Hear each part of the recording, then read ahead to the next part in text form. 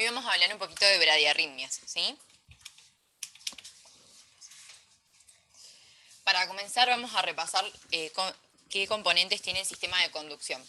Como pueden ver en el esquema, lo componen el nodo sinusal, el nodo auriculoventricular, el haz de His, con sus ramas tanto derecha e izquierda, y el sistema de Purkinje.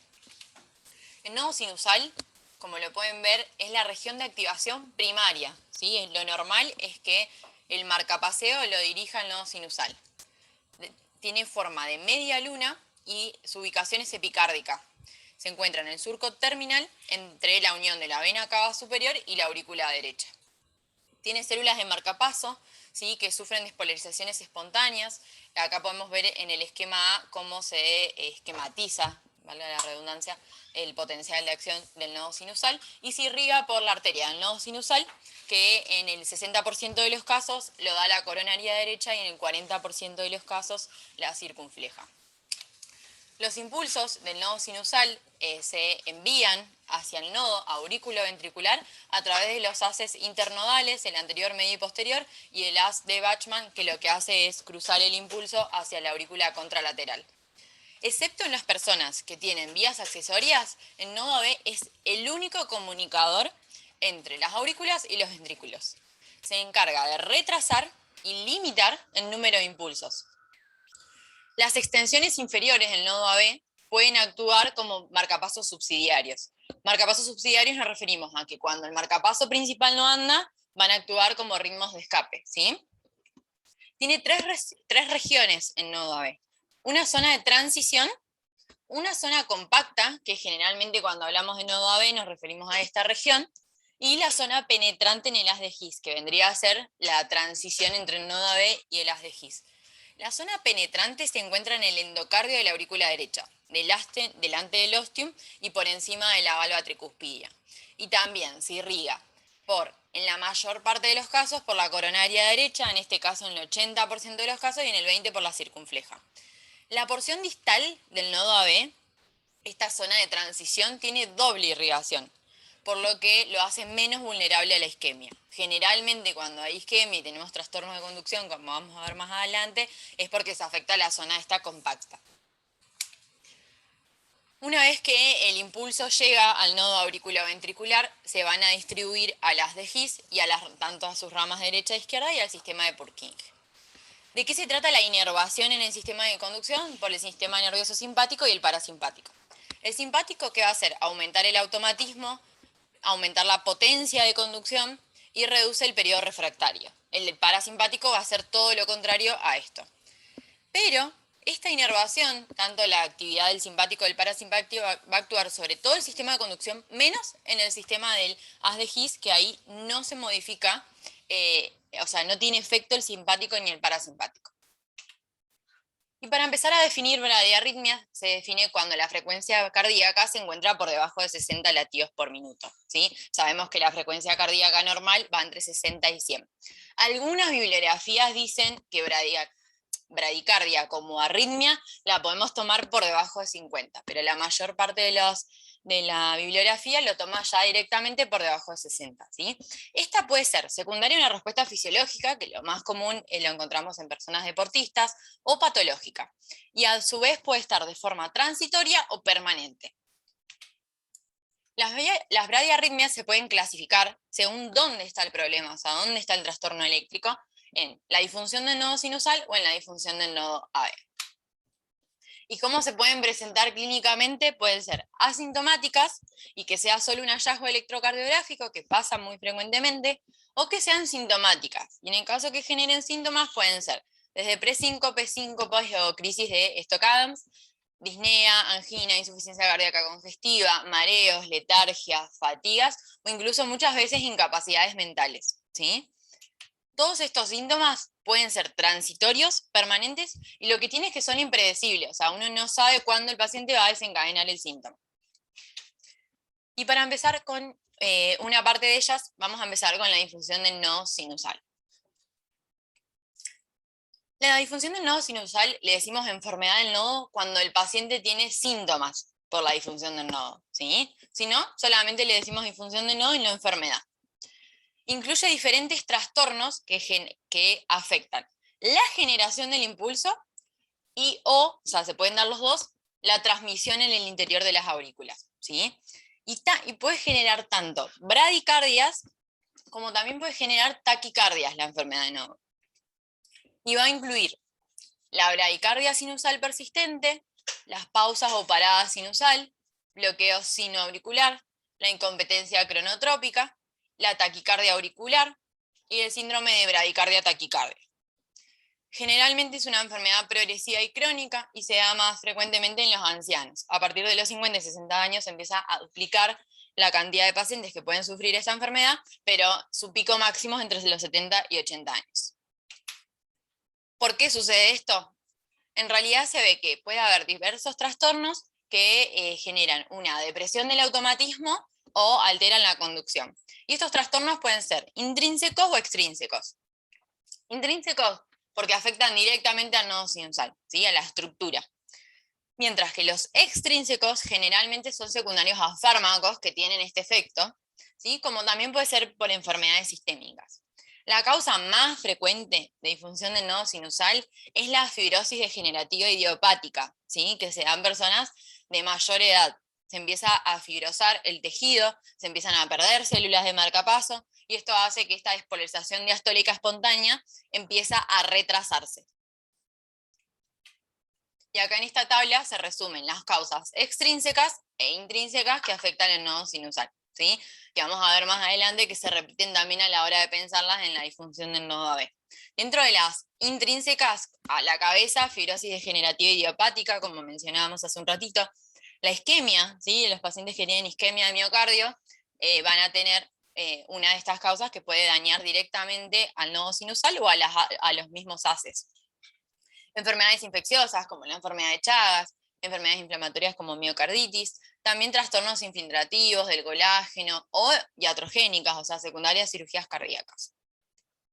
Y dentro de las causas extrínsecas, los fármacos, como había mencionado, que en el caso de pacientes que tengan beta bloqueantes, fármacos antiarrítmicos, antihipertensivos inclusive, ¿sí?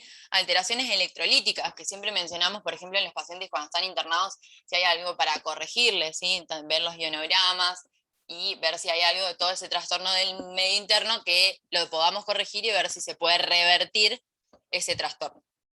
Hipotiroidismo, hipoxias, hipotermia, ¿sí? Y principalmente el aumento del tono vagal, como en pacientes que están defecando, que tienen vómitos o que tienen tos, pueden suceder estas bradiarritmias. Vamos a empezar con la bradicardia sinusal persistente. Por definición, ya habíamos dicho que eran menos de 60 latidos por minuto.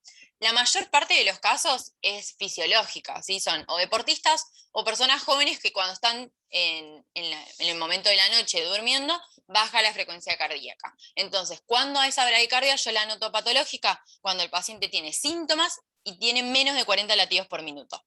O sea, se tienen que dar esas dos condiciones para que yo tenga una bradicardia sinusal persistente y que sea patológica o que yo le tenga que ofrecer, en el caso que lo requiera, un tratamiento. Menos de 40 latidos por minuto y que sea con síntomas, ¿sí? Y que esa frecuencia tiene que ser durante el día, ¿no? Durante la noche recordemos que puede ser normal. Incluso puede bajar hasta 35 latidos por minuto cuando duerme una persona. Se debe generalmente a exacerbación del tono vagal. Cuando hablamos de pausas o paro sinusal, lo que hablamos es que hay un fallo en la activación de la aurícula directamente, ¿sí? Entonces, ¿cómo se define? En el cual hay periodos intermitentes. Esto es muy importante para las definiciones y poder diferenciarlas de otros trastornos, ¿sí?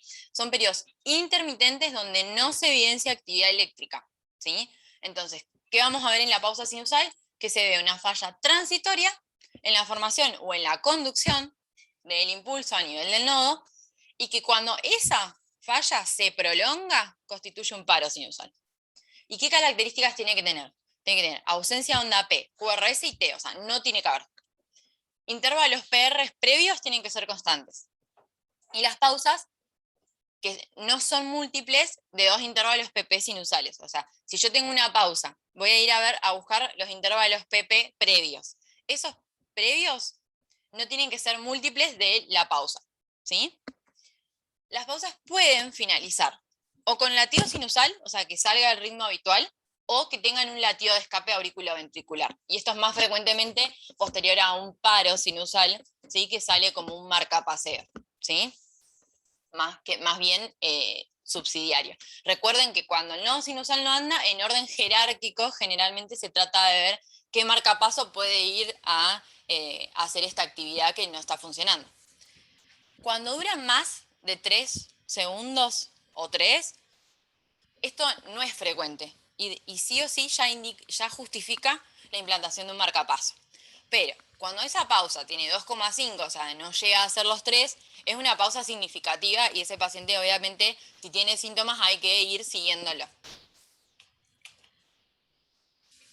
El problema de las pausas o de los paros sinusales es a veces diferenciarlos de otros trastornos, como son el bloqueo sinoauricular MOVIT2, que ahora lo vamos a ver, pero bueno, como para ir viendo ya un pantallazo. El ciclo largo que contiene la pausa es múltiplo, en este caso del intervalo PP basal. El otro no era múltiplo, ¿sí? También es difícil de distinguirlo de extrasístoles auriculares bloqueadas. En realidad acá no vemos P, y en realidad las P que pueden haber sido extrasístoles están metidas en cualquier lugar. Entonces generalmente hay que ir a ver la onda T, a ver si tiene una deformidad, que generalmente es ahí donde cae la P.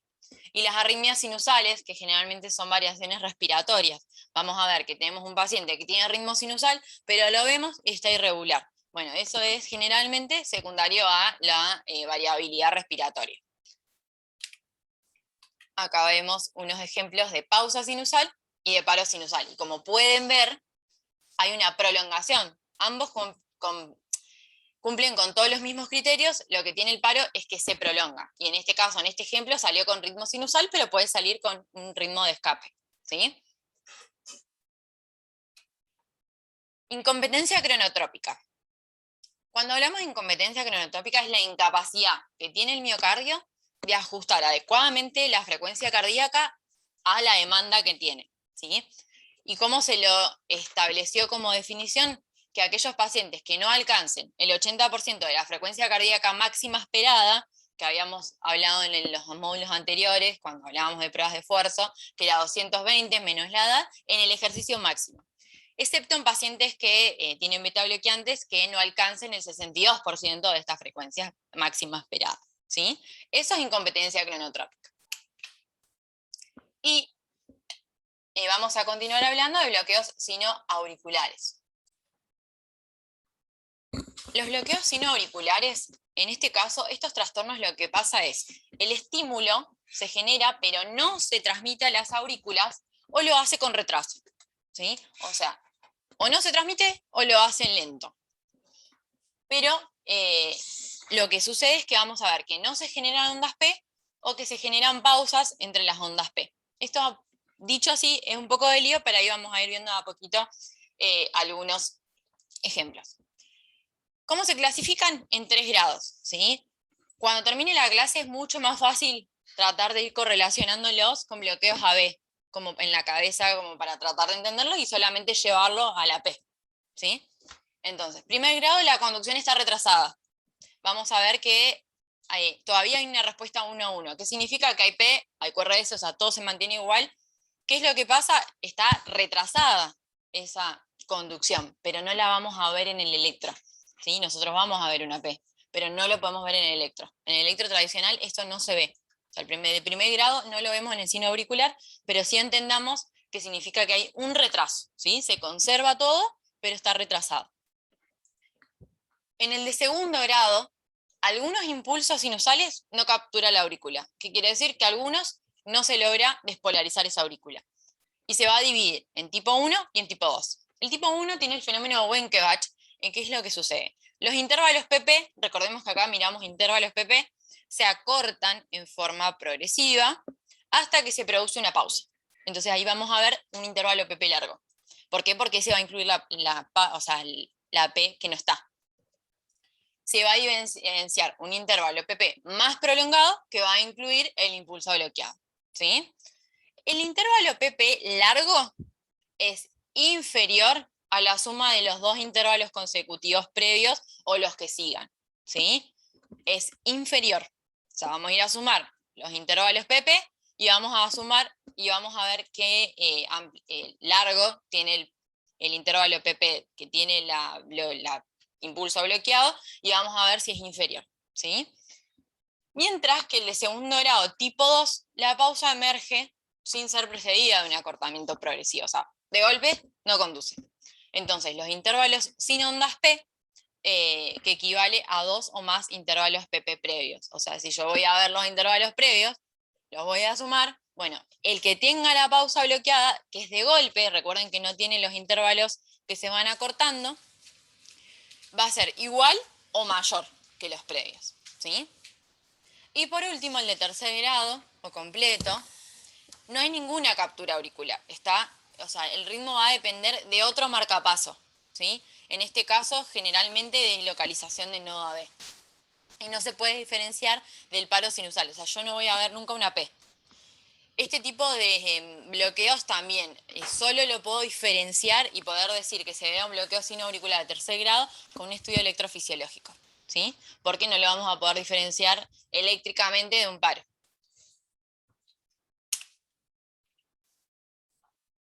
Bueno, y acá algunos ejemplos, como para poder diferenciarlos, principalmente los que más se confunden y son los que nosotros podemos llegar a ver en el electro tradicional, son los bloqueos AB segundo grado, AB no, ay, perdón, mi dislexia, era sinoauricular acá.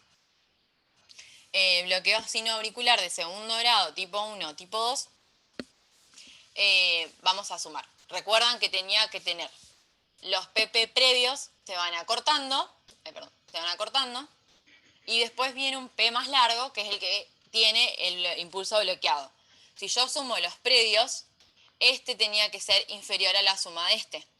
Esto da como 2,7 y este tiene 2,45. Mientras que el bloqueo sinoauricular, no bloqueo de segundo grado tipo 2, si sumamos los previos, este va a ser igual a estos dos o mayor. Esa es la diferencia, ¿sí? ¿Cómo se diagnostica la disfunción de nodo sinusal? Es clave, primero que nada, encontrar una relación directa. O sea, estos síntomas son por estos hallazgos en el electrocardiograma, ¿sí? O sea, que estos hallazgos de disfunción de nodo se les puede atribuir los síntomas que tiene el paciente, si no hay que buscar otra causa. Hay que hacer, como ya sabemos, una historia clínica detallada, realizar un electro de derivaciones, un electro con las dos derivaciones, y recordemos siempre incluir, cuando tenemos arritmias, los dedos largos, porque en este caso necesitamos ver siempre intervalos previos o posteriores. Dada la naturaleza intermitente, puede ser que no lo encontremos en el electro en ese momento, por lo cual se va a recurrir a Holter de 24 horas y a pruebas de esfuerzo como métodos no invasivos. En el caso que no encontremos nada, se pueden recurrir a dos opciones. Una, vienen monitores de marcadores de eventos que son externos, que se pueden utilizar incluso el paciente hasta 30 días, pero si no, se puede recurrir a método invasivo, que es el estudio electrofisiológico, ¿sí?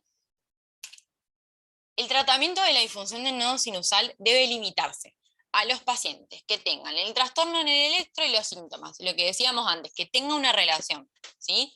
Los pacientes asintomáticos no requieren tratamiento. O sea, yo puedo encontrar un hallazgo en el electro, pero si el paciente dice no tiene síntomas, no lo trato, ¿sí? Y aquellos que tengan síntomas, lo primero que voy a hacer es descartar causas extrínsecas reversibles o tratarlas, ¿sí? O sea, revertirlas. También descartar que no estemos ante un paciente que tenga una bradicardia fisiológica, o sea, que sea una respuesta del individuo y que sea esperable. Si no hay nada reversible, ahí sí puedo considerar la colocación de un marcapaso cardíaco para aliviar los síntomas, ¿sí? Y recordemos que en la disfunción del nodo, e incluso en el nodo AB también sucede, los tratamientos a largo plazo con fármacos no funcionan, ¿sí? O sea, no tienen mucha evidencia de que mejoren los síntomas, ¿sí? La opción es el marcapaso. En los agudos, como muchas veces nosotros vemos en la internación, sí se recurre. Hay un poquito de resumen de indicación de marcapasos, más allá que hay una clase destinada a esto. En el consenso de la SAC, en el último que se dictó en el 2020, que es de marcapasos y terapia de resincronización cardíaca, como clase 1 con nivel de evidencia C, aclara que aquellos pacientes que tengan difusión sinusal sintomática, con vinculación documentada, esto que decíamos, entre los síntomas y la bradiarritmia, o que tengan también una bradicardia muy marcada, o sea, menos de 40 latidos o pausas sinusales, tienen indicación de marcapaso. bradicardias sinusales sintomáticas o pausas sinusales secundarias a tratamientos farmacológicos esenciales para el paciente. O sea, yo no le puedo sacar ese tratamiento y tiene ese efecto, bueno, una indicación es el marcapaso, y que tengan insuficiencia cronotrópica sintomática. Ya con menor clase de indicación, bradicardia sinusal espontánea o secundaria, tratamiento farmacológico esencial, pero en los cuales no se pudo demostrar la vinculación entre el síntoma y la bradiarritmia, se puede considerar a darle colocarse un marcapaso, ¿sí? Síncopes de origen desconocido con anomalías sintomáticas en la función sinusal, ¿sí? Encontradas en la exploración electrofisiológica, ¿sí? O también el síndrome de taquibradi que genere este tipo de síntomas. Y pacientes poco sintomáticas, pero con frecuencias permanentes menores de 40 latidos por minuto en la etapa diurna, en esos casos también se considera la colocación de marcapaso. El pronóstico de la disfunción del nodo, en realidad, los pacientes que presentan síncope pueden generar episodios a repetición, y la disfunción del nodo tiene baja probabilidad de progresar a un bloqueo AB completo, ¿sí? Es baja la relación. La progresión, que me comí la N, depende de la edad, de las enfermedades cardiovasculares coexistentes y la presencia simultánea de otros trastornos de conducción, como son la FA y trastornos en el nodo AB. Vamos a seguir hablando de disfunción de nodo AB. Bueno, vamos a seguir hablando de disfunción de nodo AB. Los trastornos de la conducción a nivel del aurículo ventricular, ¿sí? Generalmente se asocian a bloqueos, ¿sí? Y estos pueden ser un trastorno nuevamente en el impulso auricular, que son conducidos con retraso, ¿sí? O no son conducidos directamente a los ventrículos, ¿sí? O al nodo AB le llega atrasado, o el nodo AB no lo pasa al ventrículo. La incidencia también aumenta con la edad, ¿sí? Se relaciona mucho la etiología, pero en este caso pueden ser congénitos o adquiridos. Los adquiridos, que son los más frecuentes, pueden ser causados por etiologías intrínsecas o extrínsecas igual que antes, ¿sí? Así que vamos a ir a buscar las mismas causas. Y la causa más frecuente también es la degeneración progresiva idiopática, ¿sí? Que también se le llama enfermedad de Legendre, que es más que nada esta fibrosis, ¿sí? Y se da en los pacientes más añosos.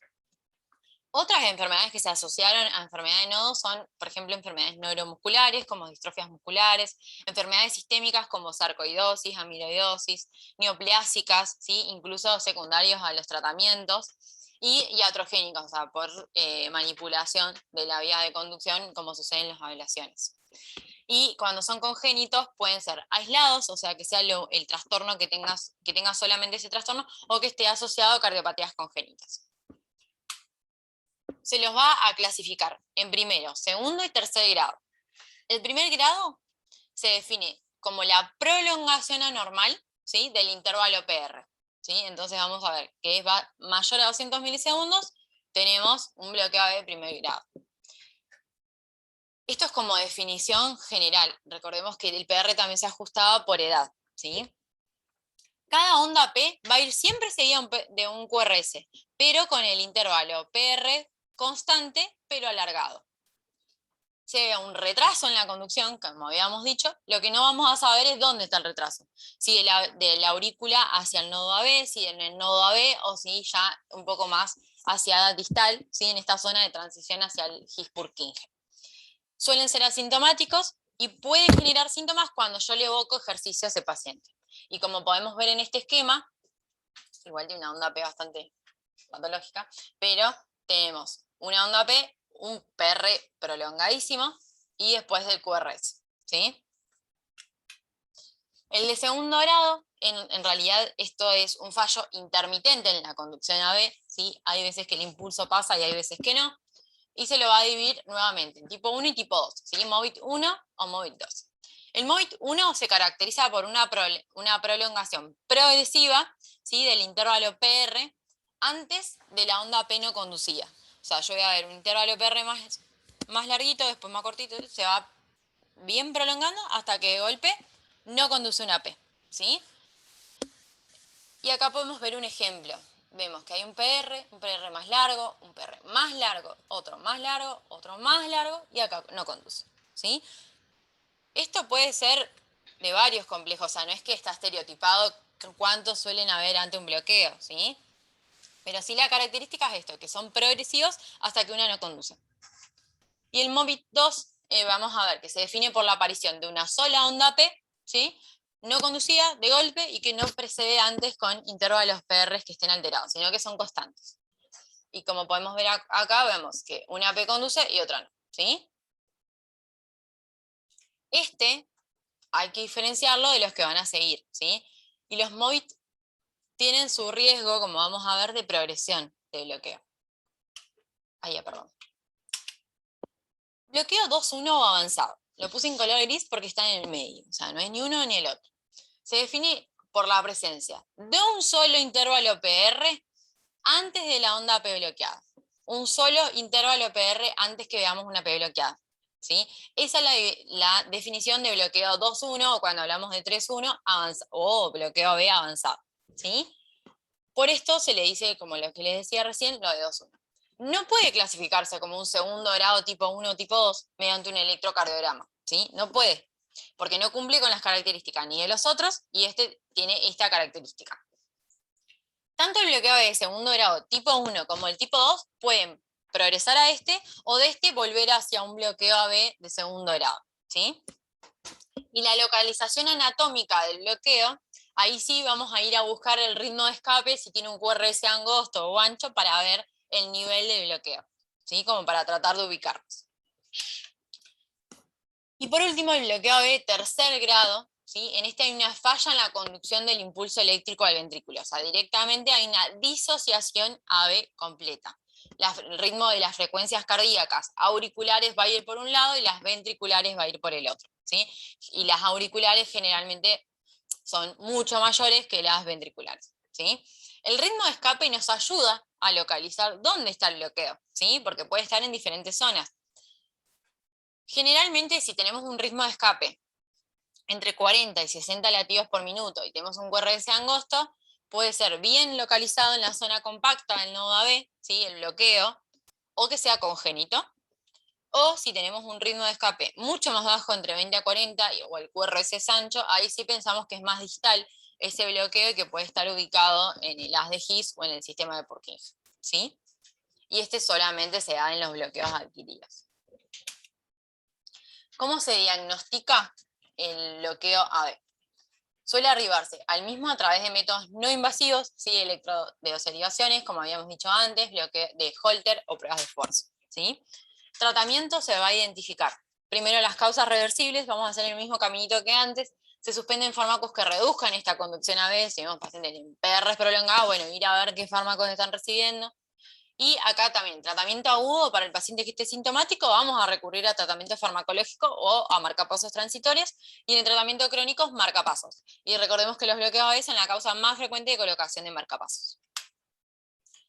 En los bloqueos AB, ¿en qué momento está indicado la colocación de marcapasos? En aquellos que tengan bloqueos AB completo o de alto grado, independiente de los síntomas, ¿sí? Acá fíjense que en ningún momento hablamos de la relación entre el hallazgo electrocardiográfico y el síntoma. Bloqueos AB segundo grado, MOBIT 2 asintomáticos. Bloqueos AB de segundo grado, MOBIT 1, que tengan repercusión hemodinámica, que tengan síntomas, ¿sí? Y que tengan la pérdida así de la sincronía AB, aunque no tengan bradicardia. Y para bloqueos AB congénitos, la indicación de marcapasos es bloqueo AB congénito sintomático, bloqueo AB congénito asintomático, pero que tengan frecuencias cardíacas menos de 50, disfunción del ventrículo izquierdo, QTs corregidos prolongados, arritmias ventriculares complejas, pausas más de 3 veces el ciclo del ritmo basal, ¿sí? Y que tengan pobre respuesta cronotrópica. El pronóstico de los bloqueos AB, y esto es muy importante, ¿sí? Va a depender de la localización del bloqueo que tenga el paciente y de la cardiopatía subyacente. Los de primer grado tienen un pronóstico excelente, generalmente no progresan. Pero los de segundo grado, tipo 1, ya empieza a ser más controvertido esto. Si el paciente es joven y tiene QRS angostos, tiene menos probabilidad de progresar. Mientras que si esa misma persona tiene QRS anchos y son mayores de 45 años, tienen más riesgo de progresar a bloqueos de mayor gravedad. El bloqueo de segundo grado tipo 2 tiene una alta asociación de progresión a bloqueos AB completos. Y un tema muy importante es el tema de las bradicardias asociadas a infartos, ¿sí? Que habíamos dicho que la isquemia era parte de las etiologías intrínsecas de las disfunciones, por ejemplo, nodo AB o del nodo sinusal. Son frecuentes, ¿sí? Y se deben a un defecto en la formación o en la conducción. Pueden ser por isquemia reversible, por necrosis irreversible, por alteraciones hidroelectrolíticas o por hipoxia. Se dan más comúnmente en pacientes con afectación del territorio de la coronaria derecha, ¿sí? Es mucho más frecuente en pacientes, por ende, que tengan infartos inferiores, y los trastornos más se vieron son los trastornos de conducción AB e intraventriculares. Tratamiento, más que nada en aquellos pacientes que tengan bloqueos AB de alto grado, que estén sintomáticos, atropinas, marcapasos transitorios, pero siempre tener en la cabeza el tema de la revascularización. Y marcapasos permanentes en quienes, posterior de los 15 días del infarto, se va a evaluar en aquellos que tengan bloqueos AB de segundo grado, MOVIT2, bloqueos AB de tercer grado o bloqueo de rama alternante, persistentes o infranodal luego de un tiempo de espera, que el tiempo de espera de estos 15 días, bloqueos AB de tercer grado persistentes, ¿sí? Y el pronóstico es que, a pesar de que cada vez las revascularizaciones son más tempranas, las complicaciones de este tipo, que son bradicardias asociadas a isquemia, siguen siendo frecuentes. Y esto le genera al paciente mayor riesgo de mortalidad, sobre todo en los primeros 30 días posterior al evento.